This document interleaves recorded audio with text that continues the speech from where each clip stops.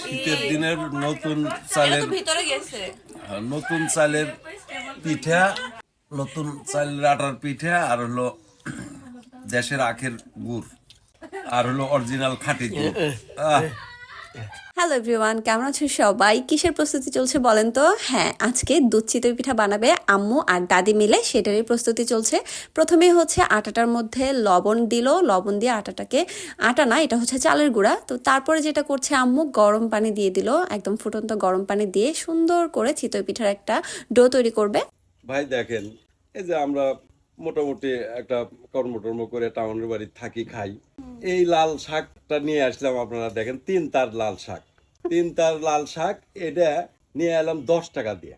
যদি ওই কৃষকে বলতাম যে ভাই আর একটা তার আপনি দিয়ে দেন ওই 10 টাকার মধ্যে, আমার মনে হয় সেটাও দিয়ে দিত। অথচ এই শাকই আমরা ওই সমস্ত শহরে খাইতেছি 80-90 টাকা করে। তাহলে আমরা কেমনে চলি, আমরা কেমনে বাঁচি? দেখো ভালো করে, এটা অরিজিনাল লাল শাক, একদম সরকারি বীজ দেওয়া। একটা হ্যাঁ, তো ওইটা দেখো এমনি। এই জায়গায় 2 তার শাক 10 টাকা, 3 তার 3 তার 10 টাকা। 10 টাকা। বাবা, শোনায় সোহাগা। তাহলে চিন্তা করুন, অরিজিনাল লাল শাক। আর এটাই আমরা শহরে খাইতেছি 70-80 টাকা, 90 টাকা। এটাই হলো পার্থক্য। আসলে আমরা যারা শহরে থাকি তারা এই জিনিসগুলো কত দাম দিয়েই না কিনে খেতে হয়। তো যাই হোক, ফিরে আসি আমাদের মূল ভিডিওতে, সেটা হলো পিঠা বানানো। আম্মু এখানে দেখেন, গুড়টাকে আগেই পানি দিয়ে জাল দিয়ে ঠান্ডা করে নিয়েছিল, দেন হচ্ছে দুধটাকেও জাল দিয়ে নিয়েছে। এখন দুধ আর গুড়টাকে দেখেন কি সুন্দরভাবে মিশিয়ে নিল। মেশানো হয়ে গেছে, দুধ আর গুড় কিন্তু দুইটাই ঠান্ডা। এখন এই অবস্থা আম্মু গরম মশলা দিয়ে দিবে, এখানে দিয়ে দিচ্ছে দারচিনি, এলাচ আর তেজপাতা, দেন একটু মিশিয়ে টিশিয়ে নিয়ে নিল। তারপর এটাকে কিন্তু এখন জাল করবে, ভালো করে দুধটাকে জাল করে নিতে হবে। এইটা যখন আর কি জাল করা হয়ে যাবে, তারপরে কিন্তু পিঠা বানানোর প্রসেসিংটা শুরু। তো এই তো দাদি হচ্ছে এখানে পিঠা বানাচ্ছে, আর আমার মানে দাদির হাতের পিঠা তো আমার কাছে একদম বেস্ট লাগছে, যে দোকানের চাইতেও বেস্ট আর কি।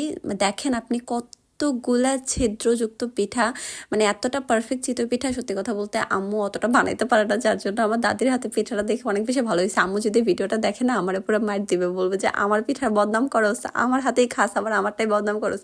তো যাই হোক, এখানে দুধের পিঠাটা ভিজানো হয়েছে। আপনারা আবার কেউ ভাবেন না দুধটা নষ্ট হয়ে গেছে। সারা রাত পিঠাটা ভেজার পর পরদিন সকালবেলা খেতে কেমন লাগে চলেন সেটাই দেখি। এটা কেমন আছে?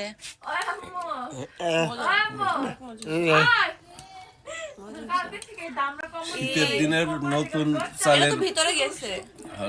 চালের পিঠা, নতুন চালের আটার পিঠা, আর হলো দেশের আখের গুড়, আর হলো অরিজিনাল খাঁটি দুধ। আপনাদের কাছে কেমন লেগেছে আজকের ব্লগটা অবশ্যই কমেন্টে জানাবেন। দেখা হয়ে যাবে নেক্সট কোনো ব্লগে, ততক্ষণ ভালো থাকবেন। আল্লাহ হাফেজ।